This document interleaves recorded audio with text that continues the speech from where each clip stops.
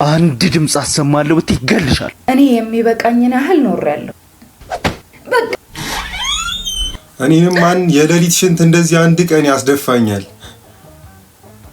በዚህ ሌሊት ያልተኛሽው ሰው እጅ ላይ ሰበብ ለመሆን ነው? ነይ ቁጭ በይ፣ ቁጭ በይ።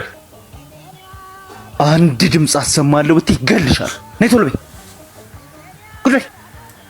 ልጄ ሆይ ሰው አክባሪና መልካም ሰው ትመስላለህ። ሁኔታዎች አስገድደውክ ሌባ እንደሆንክ እርግጠኛ ነኝ። ምንድነው መቀባጠሪው? አፍሽን ዝጊ።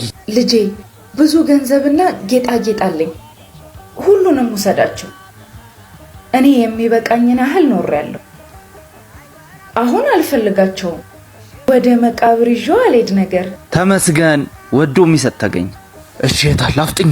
ከዛ በፊት ግን አንድ ነገር ልጠይቅህ የኔ ልጅ። ምንድነው እሱ? ከትንሽ ደቂቃ በፊት የሚያስፈራ ህልም አይቼ ነው ደንግጬ የነቃሁት። ህልሜን ከፈታህልኝ በኋላ የፈለግከውን ነገር ይዘህ መሄድ ትችላለህ። እኔ እሰጥሃለሁ። እሺ ምንድነው? አሪፍ ጨዋታ ጀመሩ። ሲሄድ ድንገት እግሬን አዳልጦኝ ወደ ወንዙ ልወድቅ ስል መጮ ጀመርኩ።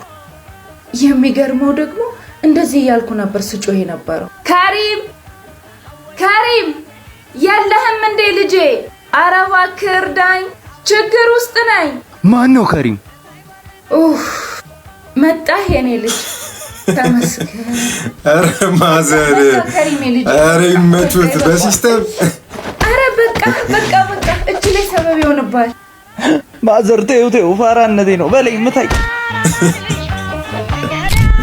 ኧረ አንደኛ ኑት ማዘር፣ አጨብጭበናል። በጣም በጣም ወደነዋል። እንዲህ ዛሬ ገና ከሌባ መገላገያ መንገድ አገኘን።